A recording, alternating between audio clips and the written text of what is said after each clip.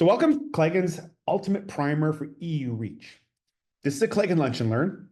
So the way we often instruct our own people is through a lunch and learn. We invite people and lure them in with food and then talk about hopefully something that's not terribly boring, but it's sort of a technical thing to teach. So this is really big details on REACH. I'm going to give you a little more background so you understand where the REACH regulation came from and a bit of the difference between chemicals and articles, which are physical products and understanding a lot of the main salient pieces. There's still a lot of deep diving you can do. It's a very massive regulation.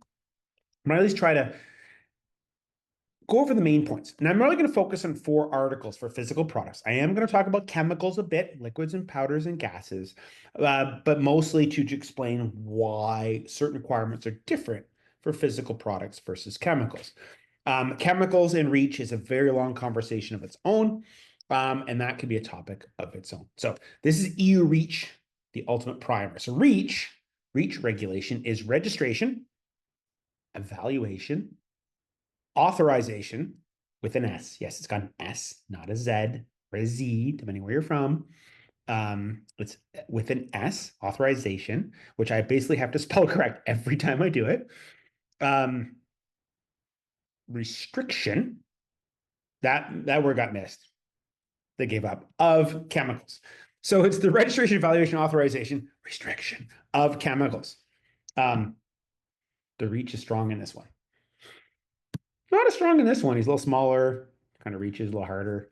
But this is REACH. This is the registration, evaluation, authorization, restriction of chemicals.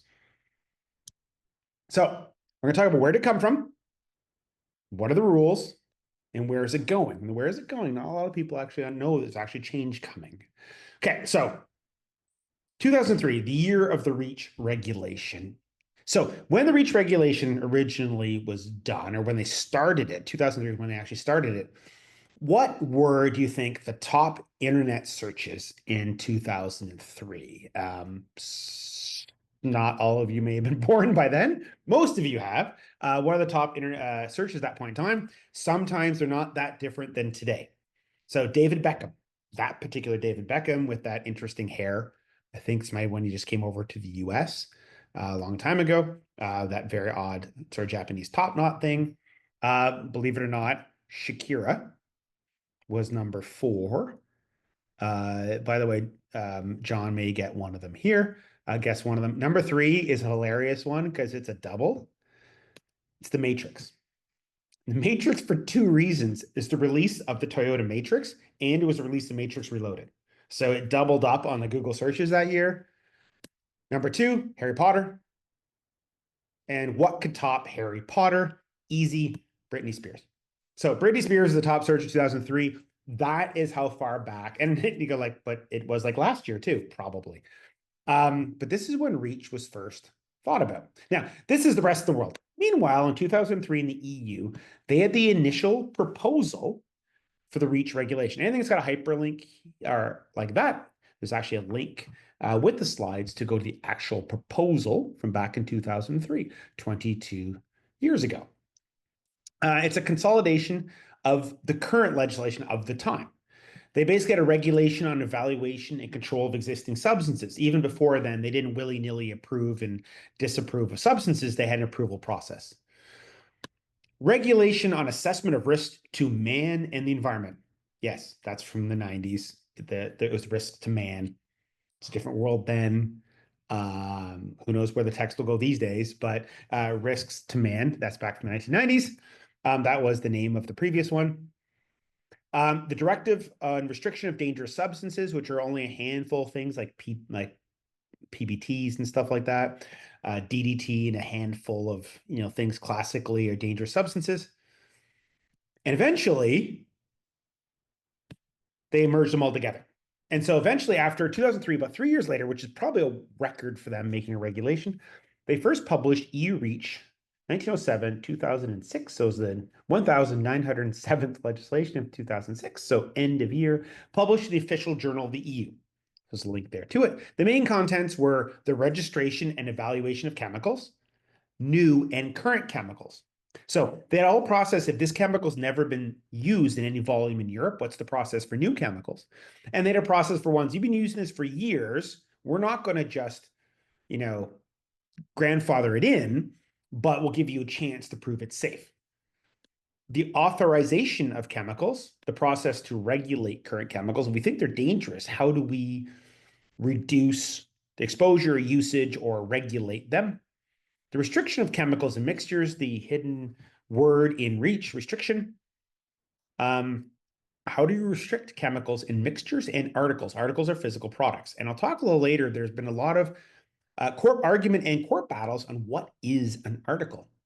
So chemical registration. This is one of the first ones. The key concept on chemical registration, so liquids, powders, and gases, not physical products like this laptop. So the EU got a little tired of them saying specific substances are hazardous. The EU say it's dangerous. Industry say that's absolutely ridiculous. They argue with it about it for years, never really get anywhere, and the EU just, enough of that. So they said, instead of us saying it's bad, you guys now have the responsibility of proving it's safe. So you provide us the data with the test data to show it's safe. It doesn't, not a skin irritation or reproductive toxicant or all these things. You give us the data to show it doesn't do these things. So we had the big chemical registration. This is a massive endeavor. Most of you not as involved in it. This is 2010 to 2018, pre-COVID. Depending on what tonnage, the 2010 deadline was if you sold over 1,000 tons of a chemical substance. Again, liquids and powders and gases. That was a 2010 deadline. If you sold 100 to 1,000 tons of a substance, 2013, and if it's only 1 to 100, it was 2018. This is the big chemical registration. This is where almost all safety data was consolidated. It's now the main repository of chemical safety data. So during this time period, importers into the EU and manufacturers of chemicals in the EU had to register their chemicals and provide specific safety data. They said you need to provide this and this and this and this. And the more tons, the more you had to provide. 1 ton is like, what's the color of it? What's its viscosity? And what's its, melting point? Let's get to 1,000 is like second generation mutation stuff. So more that was brought into the chemical, the more responsibility the importers and manufacturers had for data. So this is the big chemical registration. A lot of the safety stuff we do now, or why is this a hazard? Why does it say on the safety data sheet it's a skin irritant or reproductive toxicant, and all those sort of things come this consolidation. So up until now, every company could have their own opinion on the safety of chemicals, and this is really consolidated and saying, hey, this chemical has this hazard classification. So it's a big change. This really consolidated what hazard, or at least it created agreement, which gets updated a little bit, of what hazard each chemical has. So they also have the one dossier concept, where it's saying one substance, one dossier, which means when they registered, only one substance submission per substance, which basically means we want one agreed upon by industry hazard profile that we'll review. We want one agreed hazard profile. So you have DHP phthalate. We all want to agree what's good and bad about it. We want to create one agreed upon hazard profile, which is later on they use and say, hey, you said it's dangerous. We agree. Now that we agree, let's do something about it.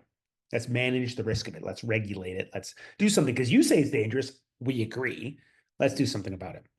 So industry had to work together and share costs. And realistically, all you need is motivation. Truth is, false. All you need is fear and an approaching deadline. And that bottom piece really made it happen. You need those deadlines, and you can't sell unless you meet these deadlines. And there's nothing like a good dose of fear and a deadline to get it all done. So, by the way, this is all done for 2018. But if you are a new chemical manufacturer from China, wants to bring a chemical into the EU, new entrants have to buy into this joint dossier. So it's one dossier, which is usually owned by an association or a lead registrant. New companies who want to sell the chemical are allowed to sell the chemical. They just have to buy in fairly, as there's a whole bunch of rules about fair cost, into the dossier to sell it. So if you want to bring DHP into Europe, which is a bad idea, but if you did, and you get over 1 ton, you start having to buy into these dossiers to be able to bring the chemical in. So this is all the chemical side.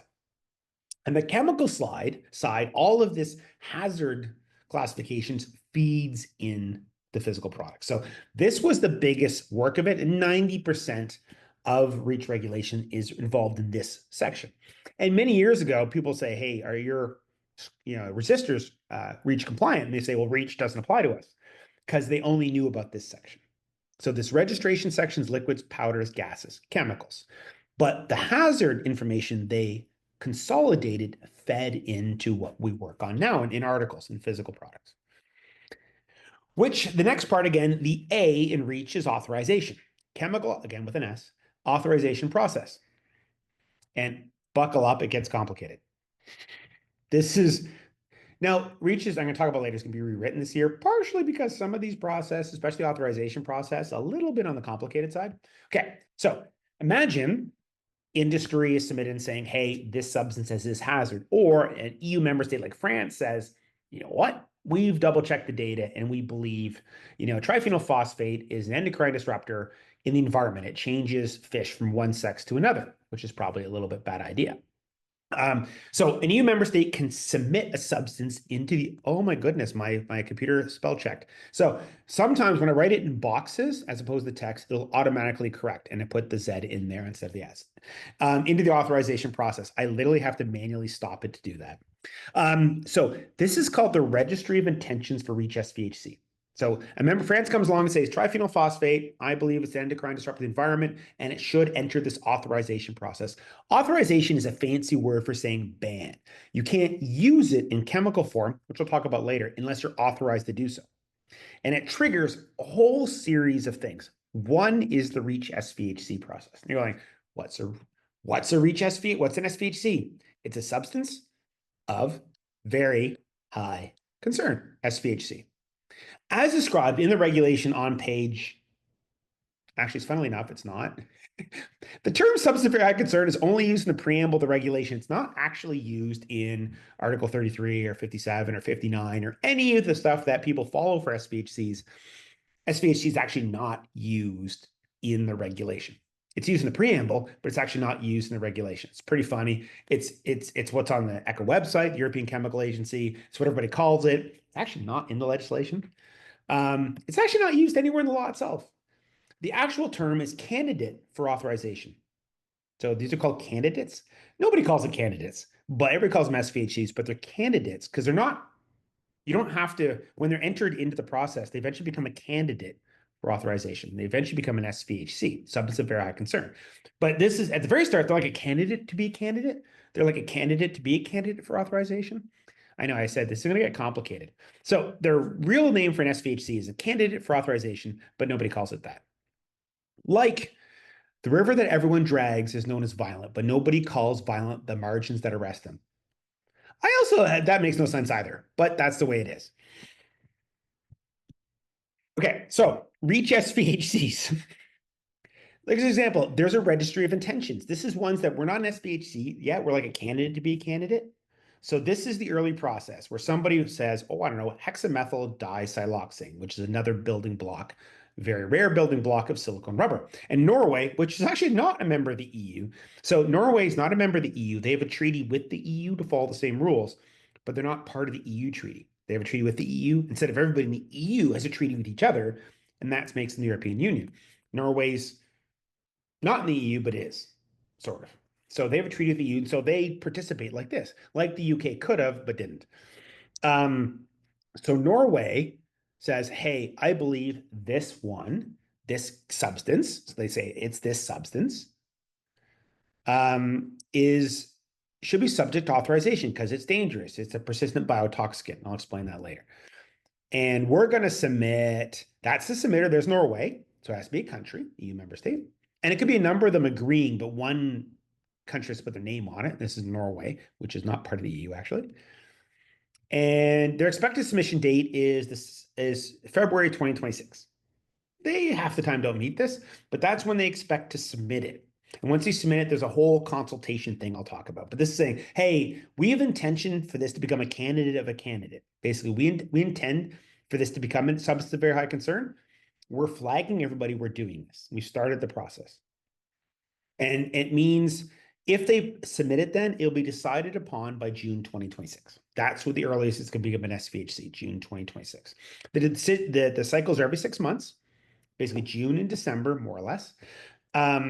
And so the February submission is for consultation through March through May, a decision in June. So the reason they want to include it, it's a persistent biotoxicant. And I'll explain this. It means it builds up in the environment sufficiently becomes toxic after buildup. And this is like liquid silicone rubber. And you can see why if you put a lot of liquid silicone in the rivers, eventually it'll start to cause problems. It's not processable. It builds up and eventually becomes toxic reactive. So that's the reason for inclusion, persistent biotoxicant.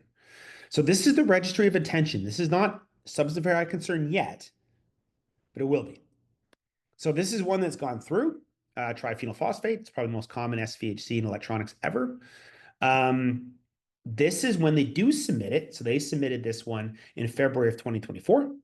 There's triphenyl phosphate right there. There's the consultation document. So that's the document that triggers everything.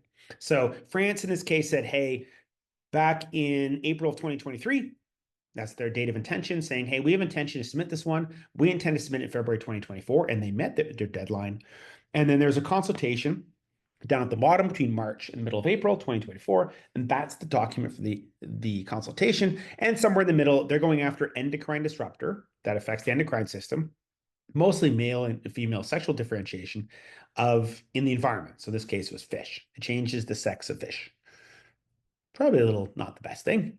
So this is triphenyl phosphate's gone all the way through. It's been approved. Now it's an SVHC. But originally, this is the stage where in February of 2024, its dossier was submitted by France. And that's what, so first it triggers it, says we're going to do it. We intend to do it. And it goes on the registry of intentions. Then they actually submit in the February or October, or even for August, sorry, depending which cycle they're in. There's the dossier. It goes through a consultation. So again, as it gets complicated, so a member state like France says, hey, triphenyl phosphate, we intend to make an SVHC. And then in February of 2024, they submitted the dossier. So that's the second stage. Then there's a public consultation, which for triphenyl phosphate was between March and April of 2024. So after the public consultation, there is the decision by the member state committee. So the member state committee is made up by the governments, or at least representatives of the governments of each EU country. So they decide together whether it should become an SVHC and really should it enter the authorization process. Whereas substance of very high concern, just an early stage, actually. So they need unanimous agreement to move forward. So what ends up happening is the member state committee meets. Sometimes they have agreement before they even meet, but they need an unanimous agreement. And the question is the substance a category 1A or 1B carcinogen? Category 1 means known to cause. A is in humans, B is in animals. So is it a known carcinogen or is it a known reproductive toxin? It affects, the male swimmers or whatever. Category 1, again, is known. A is humans, B is animals, either. Or it's a persistent biotoxicant. It's not harmful starting off, but it builds up in the environment to the point where it becomes toxic. Or it's very persistent, very bioaccumulant. It's not necessarily toxic, but it just keeps building and building and building and staying around in the environment until it starts to cause problems. We're actually starting to see it's building up to levels that are accumulating. Now we're starting to see problems in fish. Or an endocrine disruptor affects the endocrine system, like this attention deficit. Human attention deficit, environment, usually sexual differentiation of fish. Or it's equivalent to one of the above. It isn't like a limiting approach to say, hey, we have stuff that's like these, so close, but doesn't quite meet its definition for this reason. It doesn't bioaccumulate because it spreads. One of the ones is some chemicals just spread over huge areas. They don't build up in a single area, but they persist and they build up in a lower level over a much wider area. So is it kind of equivalent to the above? So they have to be unanimously. If unanimous, yes, it's added to the SVHC list. It becomes a substance of very high concern. If it's the majority yes, but not unanimous, it gets kicked back to the EU Commission, which is made up of the governments of each country, for them to make a decision. So this happens once every other year. One gets not unanimous and kicked back to the Commission, and it goes through a different process. Or a majority no, and it gets punted back to the drawing board. This basically never happens. Countries almost always pull the substance before they get the embarrassment of a no. I can't think of a no that's happened. Everybody's pulled it first. It's basically either unanimous yes, or majority yes and goes through another process, or it's not going to make it and gets pulled. And they know long beforehand it's not going to make it. So again, there's the dossier for comment right there. The next step, and there it is on the SVHC list. So this is SVHC process. The previous one was the registry of intention. This is actually the SVHC list, which the only place they call it the candidate list of substance of very high concern for authorization. They kind of blend all the names into one. So it hasn't finished. This is still a candidate. It's not banned. It has new requirements we'll talk about, but it's not banned. It's the only candidate for authorization. Authorization is the de facto ban, and I'll explain that. But it's not even there yet. As I said, this is complicated. So this is the SVHC stuff. So a lot of work we do here at Claigan. We look at substances of very high concern. At this point in time, there are 247 of them, which is quite a lot. And the triphenyl phosphate, one of the newest ones, is probably the most common one ever. So the next thing is, sweet. What do you have to do with REACH SVHCs? Well, there's a requirement. This is where physical products, the first time we start seeing articles. Articles are physical products. Like what kind of physical product? That's an interesting argument. So they have to report any substance of very high concern if over 0.1% weight by weight, so percentage of weight of any article. Cool. Original definition of an article was the finished product. It was the entire laptop. And there weren't many SVHCs to be over 0.1% by weight of the entire laptop. And that was the original definition. Not all the countries agreed, but the way the EU works is whatever the lesser agreed upon, lesser definition is by one country, its definition for all of them. So unless they harmonize the definition, the country that's the lowest view of that definition becomes the standard. It's the cassis de Dijon idea. If it's sellable in one country in the EU, it's sellable in all. If they create a harmonized definition or standard, that's different. That's the whole idea of harmonization. So the definition was, it's the entire product, but not everyone agreed. So a lot of the EU countries sued the EU. I know this happens. France and a number of other EU countries sued the EU, and there's a link there to the actual court case. They were under the concept of once an article, always an article concept. So if a component comes across the border and the component's the product, then it's the SVHCs over 0.1% by the component. They said, if I put in a laptop, a complex article, that shouldn't change. It still should be at the component level. And France won. So the definition got changed to the component level. And that's what we use today. It's any SVHC above 0.1% by weight of a component is declarable. So REACH SVHCs are declarable if above 0.1% by weight of an article, which is now, as about 2015, a component. Before 2015, it wasn't. But it's not an individual material. And that makes a big difference. And this is a difficult one for a lot of companies to understand, is I think of this product as a hockey stick. It's like the worst looking hockey stick everywhere. That's why I look at it. Imagine you have an potential SVHC in article A, the block over there, that component. And the calculation would be, we'll say DHP, above 0.1% by weight of article A, that one arm, like say the shaft, the stick. Article B, the bottom, which is glued onto it, is the blade of the stick, for example. If it's got a substance above 0.1%, it's declarable because those are the blade and the shaft are two different components, article A and article B. And they're stuck together with a glue. They call it substance Z. So imagine, now in their case, it's a little bit different, is that glue is a chemical until added to those two other parts, until it's adhered to it. So that's an article, the component. That's a chemical. It's not declarable at the article level yet. It's a chemical. It's not an article until joined to the other one. So that liquid adhesive is a chemical. Again, we're talking about this is declared at the article level. So any SVHC in it is not calculated. The percentage is not calculated until it's added to the product. So any SVHC in the little adhesive is measured over the entire A plus B plus Z, the whole hockey stick. Because the first time it's an article is after it's glued on. So it's over the whole thing. And that's one of the reasons why coatings are lower risk. Adhesives are lower risk for SVHC for us. They could have one in it, but they're not, the math doesn't start until they're added to the physical product. Same thing for paints. So when you paint something on, it could have MHHPA, hardener in it. But when you spray it on, it's not the percentage of the paint when you're declaring the hockey stick. It's the percentage because it's a chemical until sprayed onto the hockey stick. The first time it's a physical product is after it's sprayed on the hockey stick. So it's any SVHC In the paint, it's over 0.1% of the entire hockey stick weight because it's a chemical. So, not a component article until painted on the product. And that's why we're not normally as concerned about coatings for NMP and stuff like that because it's over the weight of the entire product. So, that's a chemical. It's not an article until painted on the product. So, any SVHC in the paint is measured over the entire weight of the whole product, the whole hockey stick.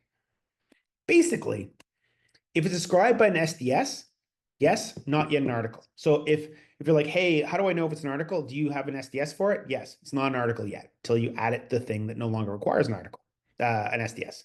So if it's described as an SDS, it's a chemical. It's not an article. It's not declarable. There isn't a safety data sheet requirement. That's different. But it's not an SVHC an article until it's added to it. So anything in the paint is measured over the weight of the whole thing it's painted on. So you paint it on a outer frame, it's over the weight of the entire outer frame. Then again, if it's only painted over a little disc and that disc is added to the product, it's over the weight of the disc because that's the first time it no longer requires an SDS. Once it's sprayed on the disc, the safety data sheet no longer applies since it's no longer a chemical. So that is a lot of the rules. And again, I said this would be complicated. And that's one of the reasons, like in our laboratory, we have a whole bunch of rules in our flow charts and our processes that do make different differentiations of risk because we understand this math makes a very big difference for paint. Not only is the SVHC in the paint not part of the calculation until it's painted over the entire device, most of the SVHCs in paints actually change chemical structure when they harden or dry and are even lower concentration than they started. So then one day, so you had to declare it, you basically had to communicate it to the customer, but there was no method for doing it. So eventually the waste framework directive got created and it had created SCIP, substance of concern in articles as such or in complex products. They really had to work for it in this acronym. It's like it's substance of concern in articles as such or in complex objects products. SCIP. It's a mandatory database for registering SVHCs and products. Now, this has been around a long time. This is how long the SCIP database has been a long time. So this is a web demonstration by Brian and I in March 2020. It's a coffee maker. My gray's only changed somewhat between the two. But this is, I think we did this like weeks before they shut us down for COVID or whatever. This is the web demonstration of a coffee maker for 2020. That's how long we've been working on the SCIP. Structure of a SCIP declaration. So now we have these, we have to declare any SVHC over 0.1%. We take a coffee machine. We have to declare it's basically GPC code, it's machinery code, it's a complex product. We have to describe it. And then all we have to declare is each component type that has an SVHC. So imagine this, the polyethylene foam has ADCA. It's like the yeast to make the bubbles in polyethylene foam. So when you make bread, you put in sugars and yeast, and the yeast eats the sugars and releases gases. It literally has gas, and that's how your bread rises. It's literally yeast having gas, and it creates little bubbles, and that's what the rising is in the yeast. And then you cure the bread by putting it in the oven. That bakes it. That's curing. Same thing with polyethylene foam. Polyethylene foam is like your pool noodle foam. There's bubbles in it, closed cell bubbles. That's from ADCA reacting with water, releasing nitrogen, creates nitrogen bubbles. That creates the swelling, creates the bubbles, creates the foaming, and then they cure it, and that's the foam. ADCA can be residual in the foam caught between all those little bubbles, and it's not super uncommon to declare polyethylene foam. All you have to do is say, this is the SVHC, and it's in polyethylene foam. And it could be a wide range of percentage. You can say 0.1% to 100%. You can say 0.1 to 10. There's a pull down. It's not that well controlled. And then you have to provide instructions for users. So it's the main thing is avoid breathing dust or particles may cause allergy or asthma symptoms or breathing difficulties if inhaled. It's a bit of a problem if it's an inhalation risk. So it's not a touching risk, it's an inhalation risk. Since the carcinogen effect of ADCA is inhalation, it's all around inhalation. Any warning. It's say the brass little pin on the connector has leaded brass. You have to say the copper, the brass component has lead. There's one brass component in there. As long as you just say brass components include lead, that's sufficient. It's 1 to 10% lead. Lead of brass is 3 to 4% usually. And because it's a carcinogen and reproductive toxin, usually by touch, it has all the different other exposures. Avoid prolonged direct contact with skin during use. Wash hands after contact. If you touch lead of brass, you will ingest the lead for sure. Keep out of reach of children and do not mix municipal waste. Electronics has to be recycled differently. Anyways, in the EU, it's not a big deal. D6, which we see in poorly cured silicone, it's a plastic, it's a thermoset silicone. You basically have to say silicone components contain D6, say but just over 0.1%. So the pull down menu is 0.1 to 0.3. And because it's a bioaccumulant, it's not around touching, it's around disposal. Do not mix municipal waste. Do not flush or pour down the drain. So it's a bioaccumulant, so its rules are different than lead, which are different than the inhalation for ADCA. And DHP's got tons of things. Imagine it's in the wire and cable, which wouldn't be allowed in the EU because DHP is banned in electronics, but it's just to give an example. So you basically have to declare the SVHC in a structured form throughout the database. So this is somebody else's. This is a coffee machine, a Melita coffee grinder. You can see the lead there. It's got lead and brass. It says 1 to 10%, like we'd suggest. This is an example coffee grinder in the database. It supposedly only has lead, not the others. Fair enough. I'm not sure that's correct or not, but this is how it's structured. It's a coffee grinder. It's in the Netzestricapin. So you don't have to do it in English, and it's lead. So that's what it looks like in the database. And that's how all this work we do for SVHCs, this is where it ends up.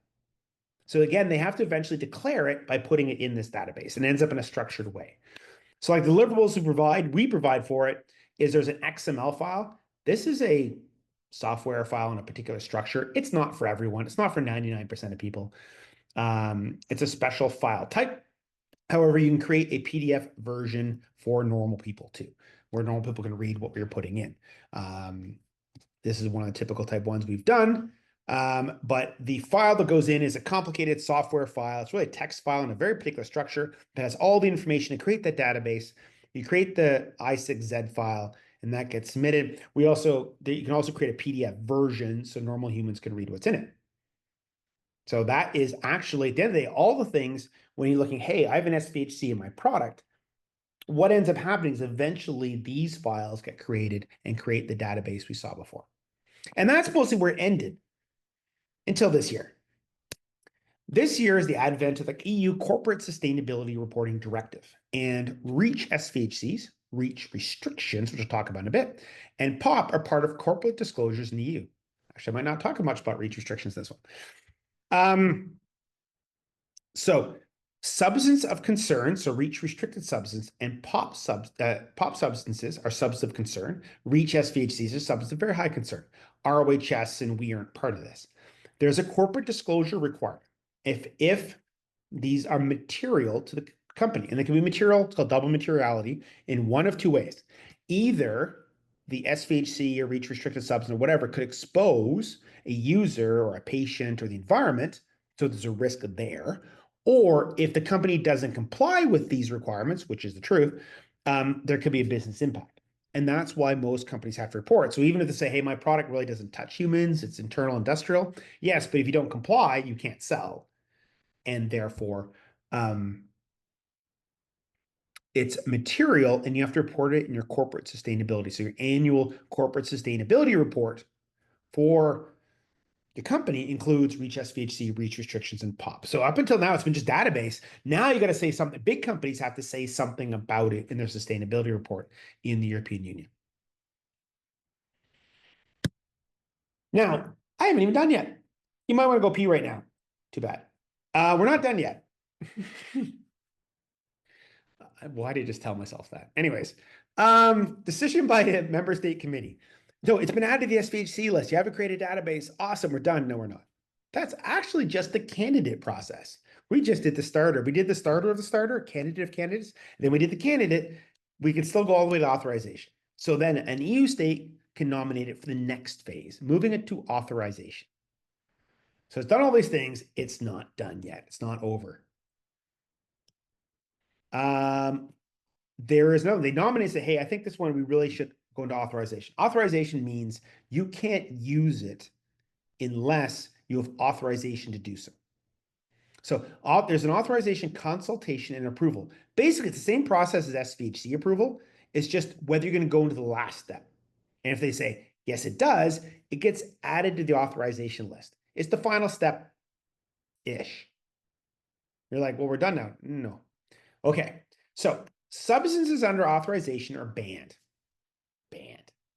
Unless the company has authorization or is a downstream user of a company with authorization. So it's banned unless you're allowed to use it. Authorization costs about $250K. And it takes over a year, hopefully. But authorization only applies to chemicals, not articles. So most of our concerns about articles, if somebody ends up down the authorization plan, then it's only for liquids, powders, and gases. So if you have DHP in powder form and you're adding it to PVC in Europe, authorization for DHP applies. But if the DHP is inside your PVC, when it comes inside the physical product, inside, we'll say wire and cable, when it comes into the EU, authorization doesn't apply. It's an article. It's a physical product. Power cord, it's a physical product. However, other legislations like reach restrictions in ROHS and POP and other ones regulate substances in articles. Authorization doesn't apply to physical products. And we have this question a lot. I'm like, oh no, DHP is under authorization. I can't have it in my power cord for my nuclear reactor. I'm like, no, the power cord is an article. It doesn't count. You just can't add the DHP to the power cord as a chemical in Europe unless the person doing so, the company, is authorized or using as a downstream user of a company with authorization. One of the things I missed out on, there might be an addendum, is the reach restrictions. So in all of this process, they can try to go the whole authorization route, or they can just circumvent the whole thing and say, hey, we're going to restrict it. And there's a whole registry of intentions for restrictions. And those ones are actual bans. So this is how they regulate chemicals. Physical products and chemicals to a certain extent, they can go through a restriction process where it's part of the old dangerous substances directive, which got amalgamated in REACH, which I talked about at the start.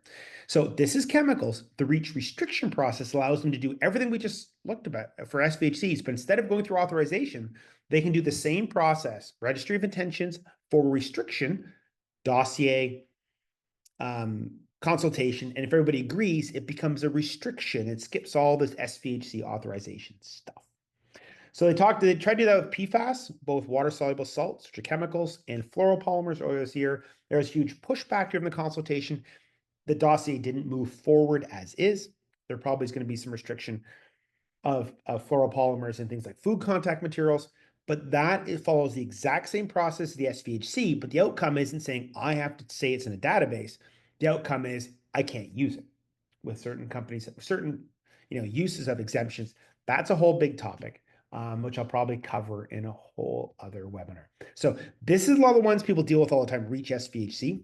REACH restrictions do also exist. It's a separate stream. It's like the authorization process, but it's one stage, nominated, consultation, and then eventually some sort of approval, and that final version creates a restriction thou shall not have.